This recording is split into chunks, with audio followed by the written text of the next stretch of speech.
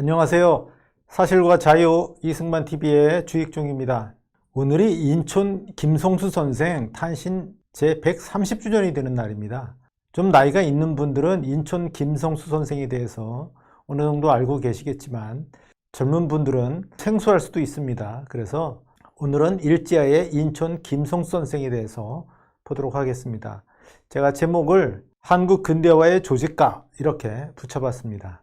네, 인천 김성수 선생의 1930년에 찍은 사진입니다. 1891년생이니까 만 39살 됐을 때입니다. 한창 때죠. 소위 연부역강, 나이가 갈수록 힘이 강해지는 그런 때의 모습이라고 하겠습니다. 1955년에 돌아갔습니다. 만 64세, 그렇게 장수한 분은 아닙니다. 출생은 전라북도 고창군 부안면 인촌리 출생이에요. 아호가 인촌인데 이 출생지인 인촌리에서 따왔습니다. 대지주가 출신이고요. 일본에서 고등교육을 받았어요. 교육, 산업, 언론 세 부문에서 뛰어난 업적을 남겼습니다. 해방 후에는 한민당의 당수로서 대한민국의 건국에 참여했고 특히 제2대 부통령을 했습니다. 김성수 선생이 태어나고 자란 전라북도 고창군의 인천리와 줄포는 이 지도에서 보는 바와 같습니다.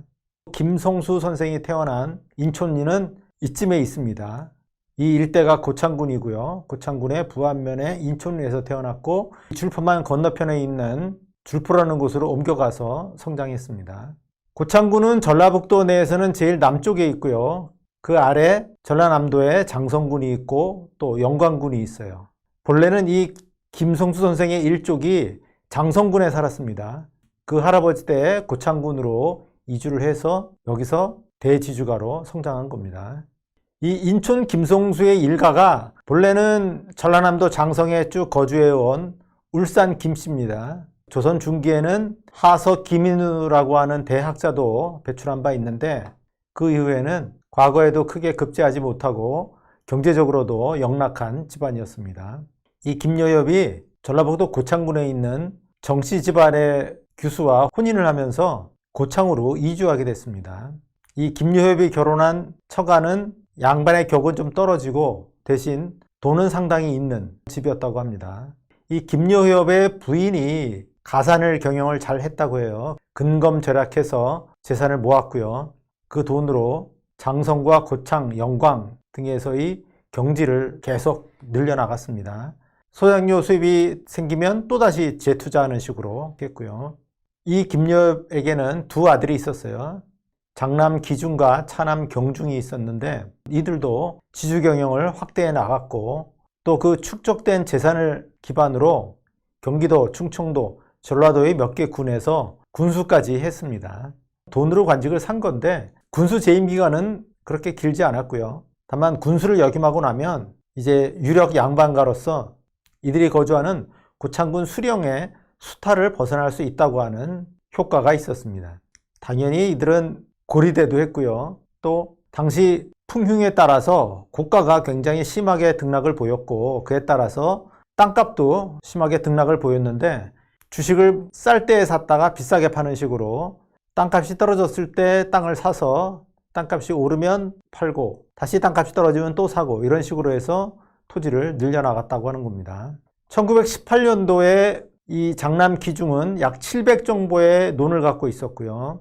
1924년에 차남 경중은 거의 2000 정도 가까운 논과 밭을 갖고 있었습니다. 대부분은 논이었어요. 장남보다는 이 차남이 훨씬 더 이재의 재산 증식에 뛰어났다고 하겠습니다. 그런데 장남은 오랫동안 아들이 없었고요. 이 차남 경중에게 성수와 연수 두 아들이 있었습니다. 장남이 후사를 잇도록 장남 성수를 큰 집으로 입적시켰고요. 입적한 이후에 첩을 통해서 제수라고 하는 동생이 태어났습니다. 이 인촌 김성수에게는 5살 어린 동생이 있었어요. 김연수죠. 수당 김연수. 1896년생이고 1979년에 돌아갔습니다. 형보다는 장수를 누린 셈입니다. 네, 사진을 좀 보시면요. 인촌리의 생가입니다. 대지주가 집이면은 으리으리한 기와집일 것 같은데 1970년대의 모습도 이랬어요. 1976년에 중건 사업을 해서 이 두 번째 보시는 사진처럼 좀 번듯하게 고칩니다. 하지만 그 전에는 이런 모습이었어요. 대지주가이긴 하지만 집 자체는 그렇게 으리으리하지 않죠. 이 기와의 선도 보면은 뭐 좀 삐뚤삐뚤해요. 그런데 이 이후에는 이 기와의 처마도 일직선으로 펴고 지붕의 곡선도 예쁘게 다듬었습니다. 지금 이 고창군 인천리에 가면 이 모습을 볼 수가 있습니다. 이것은 이 김씨가가 이주한 줄포의 초가집입니다. 줄포로 이주해서는 초가집을 짓고 살았는데 이 이주한 이유가 당시에 치안이 불안해서 밤만 되면 화적대들이 나타나서 재물을 뜯어가고 괴롭히는 거예요. 그런데 이 줄포는 어쨌든 작은 포구지만 일본군 헌병에 분견대가 있었다고 하고요. 그래서 치안이 잘 유지된 지역이었어요. 그곳에 가되 그래도 부잣집인 것을 덜 드러내도록 이렇게 초가집을 짓고 살았습니다. 인초는 김기중의 재산을 물려받았고요. 김경중의 재산은 둘째 아들인 김연수에게 상속이 됐습니다. 김연수는 지주경영 및 간척을 통해서 그 소유지를 대폭 늘렸는데요. 김연수의 소유지는 전라남도 장성과 영광군, 그리고 전라북도 고창군, 그리고 일부는 정읍군 이렇게 분포해 있었습니다. 단순히 돈만 많은 집 이게 아니라 상당한 정치의식 또 국가의식 이런 것을 갖고 있었습니다. 구한 말에 나라가 망해갈 때잖아요. 그때 호남 지역에서의 계몽운동에 참여하고 그리고 이 두 아들을 1900년대 말과 1910년대 초에 일본으로 유학을 보냅니다. 김성수는 도쿄의 세이소쿠라는 학교를 나와서 도쿄의 와세다 대학의 정경학부를 다닙니다. 그래서 1914년에 졸업을 하고요. 김현수는 교토에 있는 제3고등학교를 다녔습니다. 이름은 고등학교지만 실질은 5년제 중등학교를 마치고 제국대학에 진학하기 위해서 입학하는 학교가 바로 고등학교였고요. 교토 제국대학 경제학부를 1921년에 졸업했어요. 최초의 한국인 졸업생이라고 합니다. 이 사진은 형은 와세다 대학을 다니고 동생은 제3고등학교를 다닐 때의 모습이 되겠습니다. 앉아있는 사람이 형 김성수입니다. 자, 인천 김성수가 1914년에 와세다 대학을 졸업하고 귀국을 하는데 와서 처음으로 벌리는 사업이 교육사업이에요. 당시 화동에 중앙학교가 있었는데 그 학교를 인수를 합니다. 땅을 새로 사고 학교 건물을 새로 짓습니다. 그리고 이 학교를 정규학교로 승격시킵니다. 그래서 중앙학교가 1921년에 중앙고보가 됩니다. 승격하기 전에 학교 건물을 새로 지은 건데요. 지금 중앙중고등학교가 있는 자리예요. 헌법재판소 위쪽입니다. 그러니까 여기가 북악산 기슭이 되겠고요. 저 멀리는 북한산이 되겠죠. 여기 2층이고 벽돌 건물입니다. 그 앞에는 초가집도 있고 또 일본식 기와집도 있네요. 1917년 12월에 준공해서 1918년도부터 여기서 수업을 했고 그리고 여러 가지 요건을 갖춰서 1921년에 정규 중등학교로 승격한 거죠. 산업면에서도 경성직류라고 하는 회사를 인수했다가 1919년에 경성방직을 설립합니다. 경성직류 회사의 본사 겸 공장입니다. 이 회사는 뭐 하는 회사냐면 한복에 여러 가지 끈 있잖아요. 뭐 허리끈, 그 다음에 이 발목 부분에는 또 데님 뭐 이런 끈을 매잖아요. 그런 끈류를 짜는 회사였어요. 지금의 광화문 인근에 있었다고 하고요. 그리고는 경성방직 설립보다 약간 늦게 또 동아일보를 창립합니다. 1920년부터 동아일보가 발간이 되죠. 이렇게 해서 교육과 산업, 언론 이 세 부문에서 인천 김성수는 근대화 프로젝트를 추진합니다. 1910년대 말이면은 나이가 20대 말이었을 때입니다. 아무리 집안에 돈이 많다고 해도 20대 말의 나이에 교육, 산업, 언론 이 세 부문에서 조선에는 없던 프로젝트를 추진을 하는 겁니다. 이제 교육, 산업, 언론 이 각각에 대해서 조금 더 자세히 살펴보면요. 인천 김성수가 인수한 지 얼마 안 돼서 중앙학교는 큰 역사의 경랑을 타게 됩니다. 바로 이 중앙학교가 3.1운동의 산실이 되는 거예요. 잘 아시다시피 미 대통령 윌슨의 민족 자결주의가 나오니까 그 소식을 접하고 중국 상해에 있던 신한청년당의 신규식, 여운형 등이 김규식을 이 파리강화회의에 파견하죠. 마찬가지로 미국에서는 이승만, 안창호가 협의를 해서 이승만을 파견하기로 합니다. 그러나 비자를 얻지 못해서 이승만 대통령의 파견은 무산되죠. 어쨌든 이승만 박사를 파리강화 회의에 대표로 파견하기로 했다는 뉴스가 도쿄 유학생에게 전달이 되고, 이 도쿄 유학생들이 이에 자극받아서 28 독립선언을 준비를 하면서 그 대표를 조선에 파견합니다. 송계백이라고 하는 사람이 바로 이 중앙학교의 김성수, 송진우, 현상윤 이런 사람들을 만나서 이 소식을 전하고요. 또 마찬가지로 상해 신한청년당은 선우혁을 조선에 파견했는데, 그가 이승훈, 길선주 이런 기독교계 목사들을 만나서 이 파리 강화 회의의 대표 파견 소식을 전하게 되는 거죠.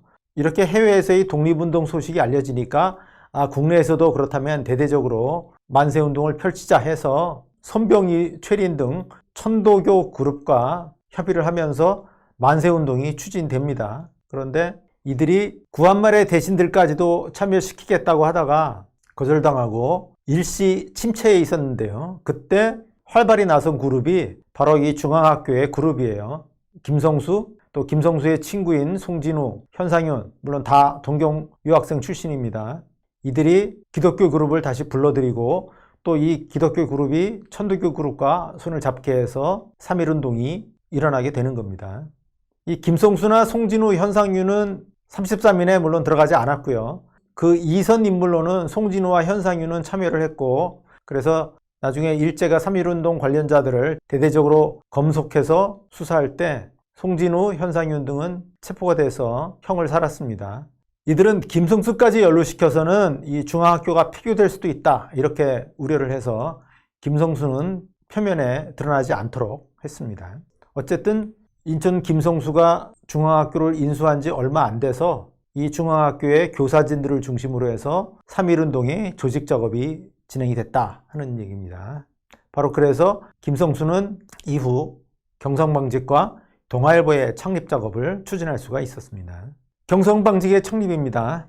여기 사진에 있는 인물이 이강현이라고 하는 사람인데, 이 사람도 역시 일본 유학생 출신이에요. 큐슈에 있는 구라마의 고등공업학교 출신입니다. 지금의 공과대학이죠. 방직과 출신인, 그러니까 섬유기술자예요. 이 사람이 조선에 돌아왔지만 조선에 제대로 된 방직 공장이 없으니까 서울에 있는 중앙학교라든가 휘문, 보성 이런 학교에 강사를 나가고 있었어요. 그때 김성수를 알게 됐는데 이 인천 김성수에게 방직공업을 제대로 해보자고 권유를 하는 겁니다.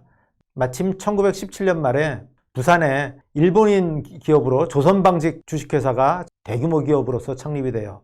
그에 자극받아서 조선인들도 방직회사를 만들자 이렇게 된 거고, 그래서 인천 김성수가 3.1운동 직후부터 전국을 다니면서 유지들을 교합을 해서 1919년 10월에, 그러니까 3.1운동이 있은 지 7개월 만이죠, 이 경성방직을 창립합니다. 이 경성방직의 자본금은 100만 원으로 설정이 됐는데 당시 4분의 1만 납입하면은 일단 회사를 창립할 수가 있었어요. 그래서 25만 원의 자본금을 납입받아서 회사를 창립을 했는데, 초기에는 이 김씨가가 큰 지분을 차지하지는 않았습니다. 14%의 지분 정도를 갖고 있었고 나머지는 전국 각지에 유지들이 돈을 냈습니다. 이걸 가지고 어떤 연구자는 김씨가 자신도 경성방직이 어떻게 될지 모르니까 소액만 투자했다 이런 얘기도 있습니다만은 그렇게까지 인색하게 볼 건 아니고요.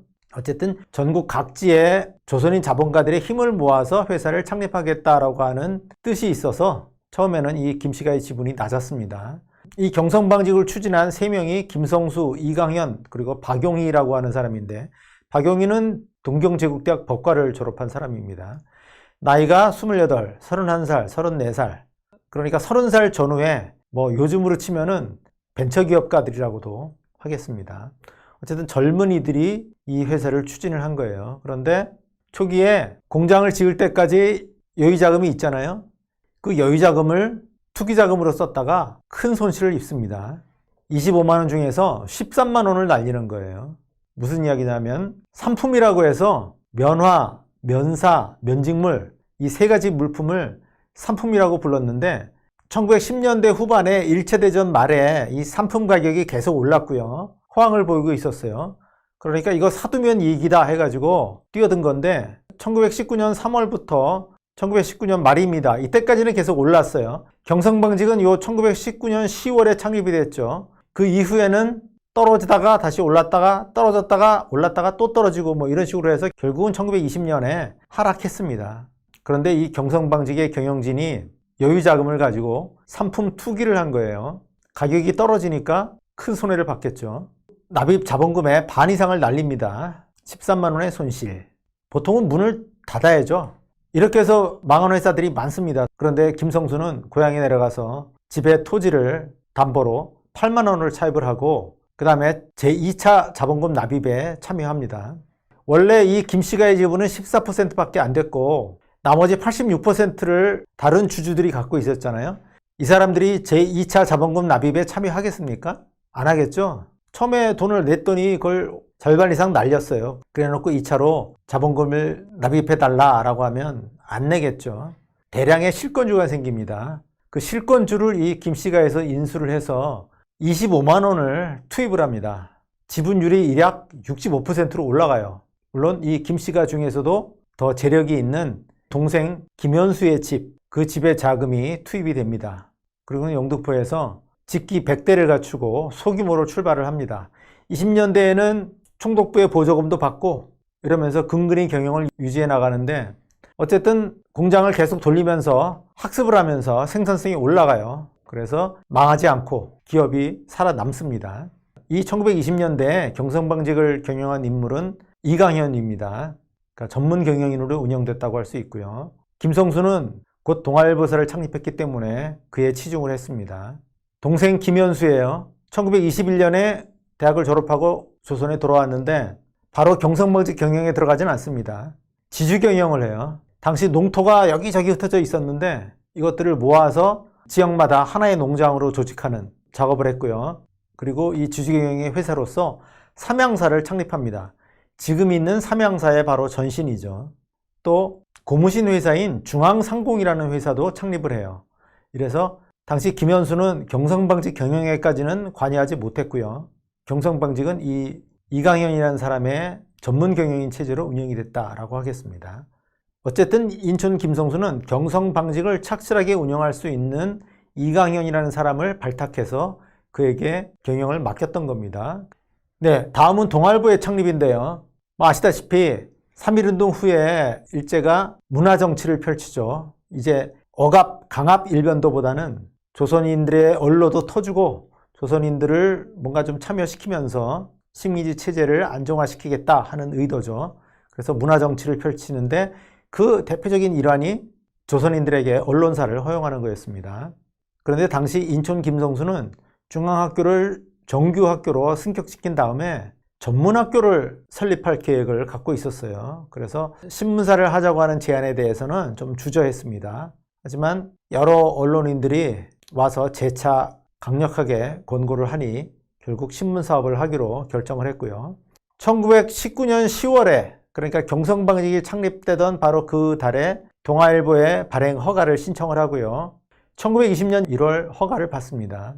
그럼 역시 동아일보도 이제 주식회사로 설립을 하려고 하는데 당초 동아일보를 세우자라고 했던 발기인들이 주식 자금을 잘 내지를 않아요. 그래서 일단 김성수가 보증을 해서 은행 차입을 얻어서 그 돈으로 창간을 합니다. 1920년 4월 1일 날 제1호를 발간합니다. 이 제1호에는 주지를 선명하노라, 주지를 널리 밝히겠다 하면서 세 가지를 제창을 하는데 하나는 동아일보는 조선민족의 표현기관이다 하는 거고 또 하나는 동아일보는 민주주의를 지지한다 라고 하는 것이고요. 또 하나는 동아일보는 문화주의를 제창한다 라고 하는 것이었습니다.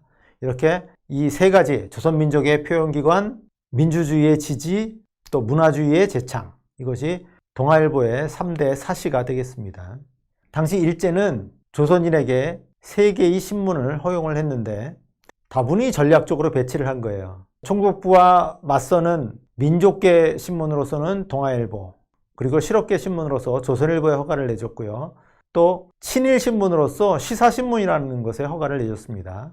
동아일보는 그 후에 인천 김성수의 경영으로 계속 남아서 1940년 폐간될 때까지 유지가 됐고 반면 조선일보와 시사신문은 경영진이 계속 바뀌었습니다.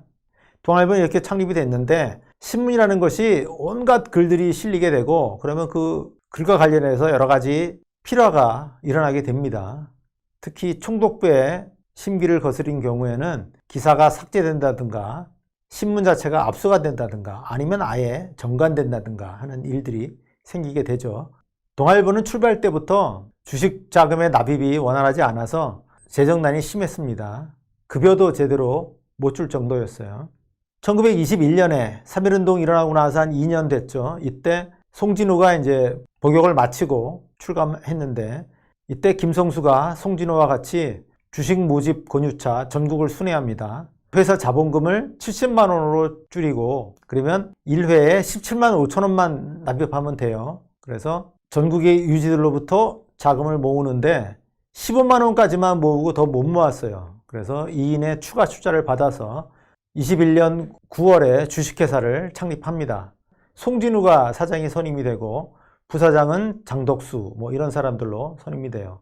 역시 동경 유학생 출신들이고요. 이때도 김성수는 처음에는 전면에 나서질 않습니다. 나중에 송진우가 사장에서 물러났을 때 잠시 사장을 맡는 식으로 했습니다. 동아일보는 이후에 여러 가지 캠페인을 벌이는데 밀립대학 설립운동을 펼친다거나 이에 자극받아서 일제가 경성제국대학을 설립하죠. 또 연정회 운동이라는 걸 펼치는데 이거는 좀 타협적인 민족운동인데 당장의 독립은 어려우니까 일제로부터 자치권을 얻어서 조선민족의 이익을 도모하자라고 하는 취지입니다. 그래서 자치운동으로서 연정회 운동을 펼칩니다.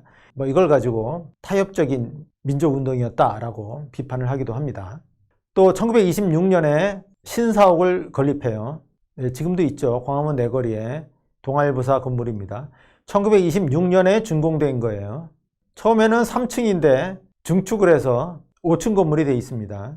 지금이야 이제 볼품없는 작은 건물입니다만 당시로서는 광화문에 있는 대표적인 건물 중에 하나였습니다. 1927년에는 좌우 합작의 민족운동 단체로 신간회가 창립이 됐는데 이 동아일보 그룹은 입장이 좀 타협적이다 해서 이 신간회에는 참여하지 못합니다. 그 대신 1920년대 말이 되면 동아일보는 조선 내에서의 1등 신문이 됩니다. 총독부 기관지인 매일신보는 말할 것도 없고 또 조선일보라든가 중해일보 이런 신문들보다도 발행 부수가 훨씬 더 많은 조선의 1등 신문으로 자리 잡습니다. 그리고 좀 전에 살펴본 대로 경성방직은 이강현에 의해서 또 동아일보는 송진우와 장덕수 그리고 공산주의자에서 전향한 김준현에 의해서 경영이 됐고 또 중앙학교는 최남선의 동생이죠. 최두선에 의해서 잘 경영이 됐습니다. 이렇게 김성수는 본인은 전면에 나서지 않은 상태에서 조직과 역할을 하고 각각의 기관들은 그 방면에 뛰어난 인재들이 경영 운영하도록 했습니다. 20년대 말에 김성수는 자기의 꿈인 전문학교의 설립을 위해서 이 중앙학교에 60만 원의 재단법인 조직을 하는데 학교의 기본 재산이 60만 원 정도가 돼야 되는 거예요. 입적한 양부 김기중의 재산뿐만 아니라 자신의 생부 김경중의 토지까지도 기부를 받아서 이 중앙학교의 재단법인을 조직했습니다. 인천 김성수는 1932년에 보성전문을 인수해서 새 교사를 짓고 또 제대로 된 전문학교로 키우는데 크게 애를 썼습니다. 잠깐을 제외하고는 계속 이 보성전문의 교장을 맡았어요. 그러니까 1930년대에 김성수가 가장 공을 들인 분야는 바로 고등교육 분야고 그 대상이 이 보성전문이었다 하는 겁니다. 보성전문은 본래 고종의 측근인 이용익이 창립했는데 이용익도 외국으로 떠나고 또 황실 재산이 정리가 되면서 지원을 못 받게 돼서 어렵던 차에 천도교에서 인수해서 경영을 하고 있었어요. 지금의 덕성여중고 근처에 있던 송현동 시절의 보성전문 모습입니다. 2층 목조 건물의 교사에서 교육이 이루어지고 있었습니다. 그런데 이 보성전문은 30년대 초에 학교 운영을 둘러싸고 이사들 간에 큰 내분을 겪고 있었고요. 그 이사들이 이 학교를 제대로 경영할 수 있는 사람을 찾자 해서 김성수를 찾아와서 학교를 맡아달라고 부탁을 한 겁니다. 전라북도 출신으로 가까운 변호사 김병로가 와서 부탁을 했고요. 김성수는 전문학교를 새로 건설하느니 이 보성전문을 인수하게 됐습니다. 그런데 이 보성전문은 채권, 채부라든가 여러 가지가 복잡하게 얽혀 있었어요. 그래서 중앙학원에 집에 가산을 투자를 하고 이 중앙학원이 다시 이 보성전문학교에 돈을 내서 이 학교를 운영하도록 그렇게 했습니다. 김성수는 이 보성전문의 교장으로 취임을 하고 그리고 33년에 안암동에 약 6만 평의 전답과 임야를 사들입니다. 한 7만 원 정도의 돈이 투입이 됐다고 하고요. 이게 보성전문 신축 예정 기지가 되겠고요. 이거는 학교를 지은 뒤의 모습입니다. 이건 일제 말의 모습인데 번듯하죠? 큰 운동장이 있어요. 운동장 앞쪽에 본관 건물이 있고 그리고 옆에 큰 건물이 또 있어요. 이건 도서관입니다. 여기에 운동장이 또 있죠. 널찍한 학교 터에 자리를 잡았습니다. 여기가 아마 배봉산, 초안산 이렇게 될 거고 저 멀리 있는 산이 불암산, 수락산 이렇게 될 것 같습니다. 네, 이렇게 지은 본관 모습이에요. 이거는 1934년에 완공을 했는데 원래 보성전문 건물이 목조 건물이었어요. 그리고 1917년에 지은 중앙학교 건물은 벽돌 건물이었습니다. 1934년에 지은 보성전문 본관은 화강암 석조 건물이에요. 일본이나 유럽에 있는 유수의 명문학교의 건물과 같은 식으로 지은 겁니다. 김성수는 자기 집의 재산만으로는 부족하고 또 여러 독지가들을 참여시킬 필요가 있다 해서 30만 원 기부금 모집 운동을 펼칩니다. 그런데 다 모이지는 않고요. 35년 말이 됐을 때 한 17만 원 정도의 돈이 모였다고 합니다. 그런데 학교 건물만 지어놓는다고 다 되는 건 아니죠. 이 학교에서 학생들을 가르칠 우수한 교수들을 뽑아야 되잖아요. 그 사람들을 대거 영입을 합니다. 안호상, 독일의 철학 박사입니다. 장덕수, 일본에서 공부했고요. 유진호는 당시 조선에서 3대 천재 중에 한 명이라고까지 불린 인물이죠. 경성제국대학 법학과를 졸업했고요. 최태영, 법학자인 걸로 알고 있고요. 그 다음에 김광진, 경성제국대학의 역시 법문학부 출신의 경제학 전공자입니다. 진승록, 오천석은 우리나라 최초의 미국 교육학 박사입니다. 손진태, 실학의 존재를 알린 국학자죠. 또 최용달, 이런 사람들이 교수로 부임했습니다. 여기 빨갛게 표시한 이 두 사람은 나중에 월북한 사람들입니다. 근데 정리를 해보면요. 인천 김성수는 개항기 호남의 신흥 고속성장한 지주가 출신 인물이었습니다. 그런데 단순히 돈만 많은 지주가 아니라 애국계모운동에 참여를 하고 그리고 실력 양성 사상을 갖고 있는 강한 정치 사회 의식을 갖고 있는 집안 출신이었어요. 그래서 인천 김성수는 동생과 더불어서 일본에서 고등교육을 받았고 그리고 귀국 후에는 자기 집에 있는 풍부한 가산을 토대로 해서 실력 양성 운동을 펼쳤습니다. 이 실력 양성 운동은 교육, 산업, 언론 이렇게 3대 부문에서 펼쳐졌는데 교육 부문에서는 중앙학교를 인수해서 학교를 신축하고 정규학교로 승격을 시켰고 30년대에는 역시 보성전문을 인수해서 교사를 신축 이전하고 인류 교수진을 확보했습니다. 그래서 많은 인재들을 길러냈고요. 또 산업면에서는 경성직류라는 회사를 인수해서 운영을 하다가 그걸로는 안 되겠다 해서 면방직 기업인 경성방직을 창립해서 면방직 사업을 영위했습니다. 그리고 언론 분야에서는 동아일보를 창립해서 민족계의 1등 신문으로 키웠습니다. 저는 이 세 가지 사업이 다 중요하다고 생각합니다만은 그 중에서도 특히 동아일보가 중요했다 이렇게 생각을 합니다. 동아일보는 한마디로 지식인의 요람이었어요. 동아일보에 많은 고등교육자들이 자리를 잡았고 또 많은 지식인들이 그를 투고하고 연재했습니다. 동아일보를 통해서 일본인에 맞서는 조선인들의 사회적인, 정치적인 담론들이 형성이 됐습니다. 김성수가 시작한 이 사업들은 모두 존속 가능한 사업체로서 자리를 잡았습니다. 당시 조선에서 여러 가지 새로운 사업들이 펼쳐졌는데 대개 오래가지 못하고 문을 닫았어요. 경제적으로 지속 가능성이 없어서 문을 닫았는데 김성수가 시작한 이 교육, 산업, 언론에서의 여러 조직체들은 경제적으로도 존속 가능한 사업체로서 남았습니다.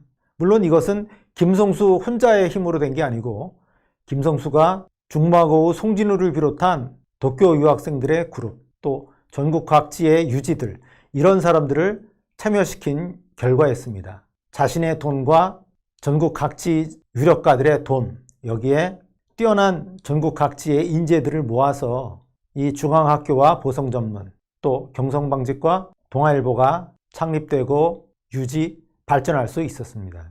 한마디로 김성수는 성심이 있는 뛰어난 조직가였다고 하겠습니다. 제가 맨 처음에 인촌 김성수 해서 한국 근대화의 조직가 이런 이름을 붙였는데 바로 그렇습니다. 돈과 사람들을 모아서 근대화 프로젝트를 조직해낸 아주 뛰어난 아주 헌신적인 조직가였습니다. 한국의 근대화는 바로 이 인촌 김성수 선생에게 크게 빚졌다고 하겠습니다. 네, 오늘 여기까지 말씀드리겠습니다. 감사합니다.